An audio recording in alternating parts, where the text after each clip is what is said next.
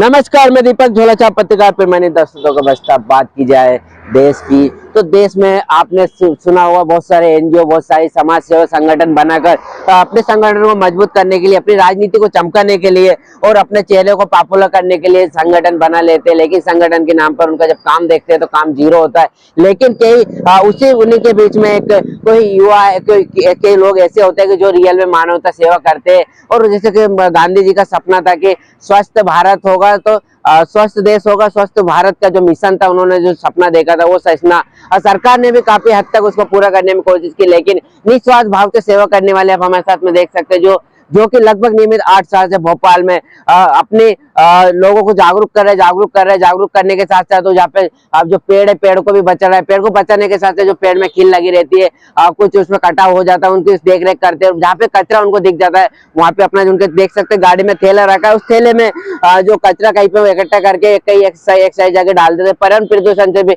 बचाते हैं। और इनने एक नारा भी दिया, हम कब सुधरेंगे। ये इनका जो नारा है, हम कब सुधरेंगे, ये लोगों को प्रेरित करता है। और जो लोग इनको देखने के बाद उनके मन में भी विचार आता है, कहीं ना कहीं अच्छे विचार आते हैं कि जो कचरा नहीं डालना चाहिए और जो पेड़ पौधे इसकी बचाव करने चाहिए। इससे बहुत सारे चीजें। और इन्होंने एक चीज और दी, वंदे मातरम, सलाम, नमस्कार, हम कम सुधरेंगे। और जो इन्होंने, और देख सकते हैं कि इनके अपने जो गाड़ी है, गाड़ी पर तिरंगा लगा हुआ है। ये देश के सम्मान में। और इन्होंने ये पहनना कहाँ से लिया और ऐसा कौन सा हादसा होता है इनके साथ में जो इन्होंने ये ठाना है। सर, सोचा था कुछ अलग हटके करूंगा, लेकिन ये नहीं सोचा था कि ये करूंगा।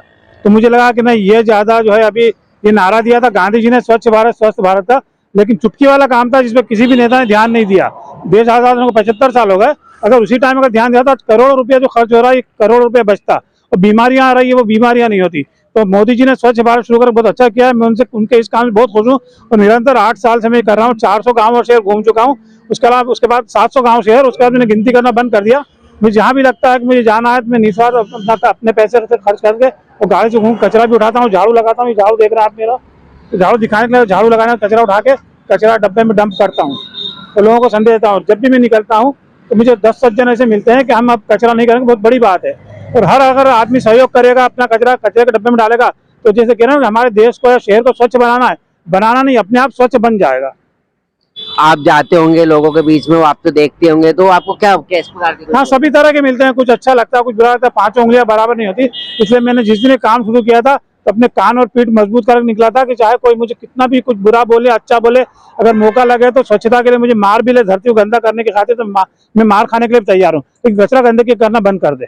इसकी शुरुआत सबसे पहले कोई भी काम करता है घर से होती है, तो क्या घर वाले आपके जो काम करते हैं सहमत है? हाँ, घर में शुरू में सहमत नहीं थे, लेकिन अब बाद में कहने लगे नहीं, प्राउड है हमें, हमारे पापा जो है बहुत अच्छा काम कर रहा है। आप क्या चाहते हो और क्या उम्मीद है आपको जहाँ जहाँ जाते हैं आप?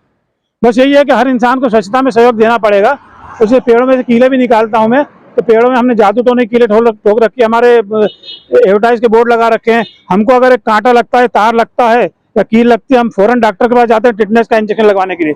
उसी तरह पेड़ भी हमें जीवन दे रहा है, तो जरूरी है कि हमें भी उसकी रक्षा करना है। आप जगह जगह घूमे होंगे, जगह जगह वातावरण देखा, वातावरण में किस प्रकार से जगह जगह का परिवर्तन देखने को मिलता है? भाई, स्वच्छता के तो मैं कहूँगा, जैसे इंदौर नंबर 1 आ रहा है, तो इंदौर भी जो है, इंदौर वाले बुरा मत मानना, मैं भी इंदौर का ही हूँ। लेकिन भोपाल मेरे को 40 साल हो गए। इंदौर पूरी तरह साफ नहीं है, लेकिन दूसरे शहरों के मुकाबले बहुत कुछ साफ है। वहाँ जनता भी साथ दे रही है और सरकार भी बराबर का काम कर रही है। तो जब तक जनता साथ नहीं देगी तब तक स्वच्छ भारत नहीं बन पाएगा। इसलिए जनता का आना बहुत जरूरी है आगे। सरकार तो अपनी तरफ से बहुत खर्च कर रही है, बहुत सहयोग कर रही है।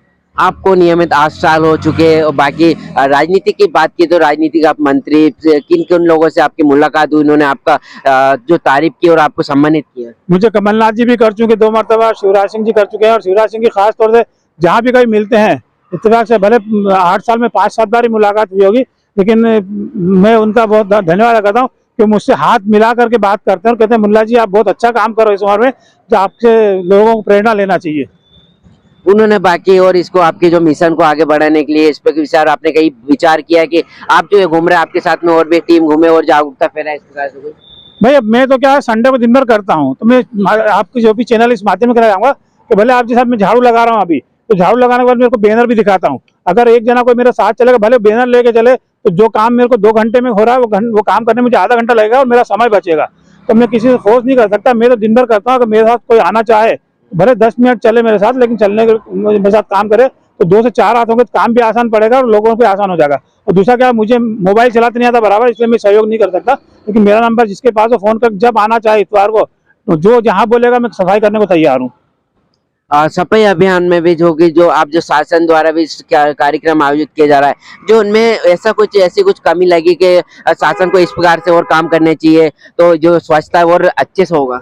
नहीं, कहीं कहीं मैंने देखा जैसे कि सफाई कर्मचारी का झाड़ू लगा के कचरा नाली में गिरा रहे हैं, झाड़ियों में इकट्ठा कर रहे हैं। तो जब सफाई कर्मचारी ही ईमानदारी से काम नहीं करेंगे तो जनता से क्या आप उम्मीद चाहोगे?